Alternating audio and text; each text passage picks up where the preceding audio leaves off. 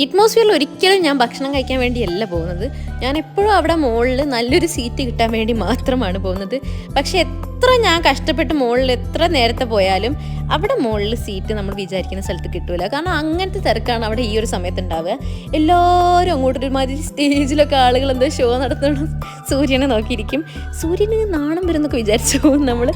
അപ്പം അങ്ങനെ ഞങ്ങൾ കഷ്ടപ്പെട്ടൊരു സീറ്റിൽ ഇരുന്നിട്ടോ. അങ്ങനെ അവസാനം എന്ത് വന്നാലും എവിടെ ഇരുന്നാലും മുകളിലിരുന്ന ആ ഒരു കാറ്റ് നമുക്ക് നന്നായി കിട്ടും. അപ്പം ആ ഒരു കാറ്റ് കിട്ടുമ്പോൾ തന്നെ നമുക്കൊന്നും കഴിക്കാനൊന്നും വേണ്ടെന്ന് ഫീൽ ചെയ്യും. പക്ഷെ ഒരു സ്ഥലത്ത് പോയതല്ലേ, എന്തെങ്കിലും കഴിക്കേണ്ടതെന്ന് വിചാരിച്ച് നമ്മൾ എന്തെങ്കിലും വാങ്ങും. ഇവിടെ വന്നാൽ കുറേ ടൈപ്പ് ആൾക്കാരെ കാണാം കേട്ടോ. ഫോട്ടോ എടുക്കാൻ വരുന്ന ആൾക്കാരെ കാണാം. പിന്നെ വ്ളോഗിൽ എങ്ങനെയെങ്കിലുമൊക്കെ ഒന്ന് ഇടം പറ്റാൻ വേണ്ടിയിട്ട് വീഡിയോ എടുപ്പിച്ച് ക്യാൻഡിഡ് അഭിനയിക്കുന്ന ഒരാളെ കാണാം.